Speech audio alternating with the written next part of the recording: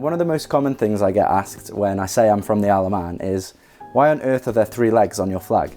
And it actually pairs in quite nicely with the Isle of Man's motto, which is, whichever way you throw me, I will stand.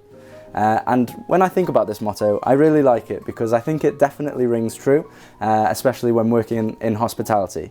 Because although there are so many perks and it's such a beautiful place to live, there are many, many challenges that come with operating in hospitality on such a small island. So we're going to be doing a deep dive into all the good, the bad, and the beautiful about the Isle of Man. So the Isle of Man hospitality industry definitely can be victim to being hyper-seasonal. We have great summers and there's always a lot of tourism, however that can leave us exposed in the winters, and we often find ourselves relying on a good Saturday night and a few mediocre Fridays to see us through the winter months. We also have the TT, which is at the start of June and lasts 11 days, and it's a motorcycling festival. And that is so important for our cash flow and for our yearly predictions, as in those 11 days we probably make as much as we normally would in a 3-month period, and we do that in less than a fortnight. Yeah, we have huge swings in the seasonality of our business on the islands. The tourist season is really about 4 months, and we see a huge surge in demand over that period of time. But as soon as you start coming into the colder, wetter months and it's a dark, miserable, wet and windy night on the Isle of Man, it's very difficult to persuade people to come out for dinner and to walk from a short distance from their car. And so a lot of the trade then becomes very Friday, Saturday centric. We've actually adopted a lot of our business plan around it. So this year, due to what we foresaw as the cost of living crisis, the first time in 5 years we've actually shut the bar between October, and we're hoping to reopen mid-March.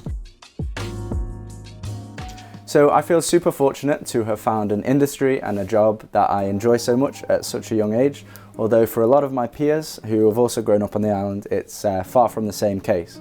Almost 50% of Isle of Man students who go to university in the UK don't return to the Isle of Man, which can present difficult problems when it comes to staffing, especially in an industry that relies on young people in transitional jobs.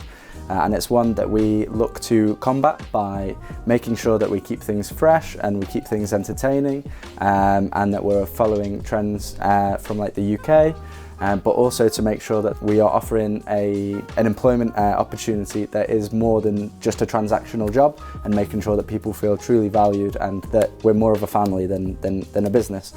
People make my business. They're really important to us, and we're lucky because we're seasonal. We can rely on university students coming back and helping us out. And the way we feel about it is like we help them by giving them income so that they're able to further their studies and their social lives and develop as people. I wouldn't say there have been many people that we found on the island that have had the skill set that we've been looking for, because people haven't worked in similar establishments to our own. But that does mean that they come sometimes as a complete blank canvas, and you can mould them into actually what you want. We truly believe that if we're going to raise the game, then so too will everybody else, and then the industry on the Isle of Man as a whole will be left in a better place than when we found it.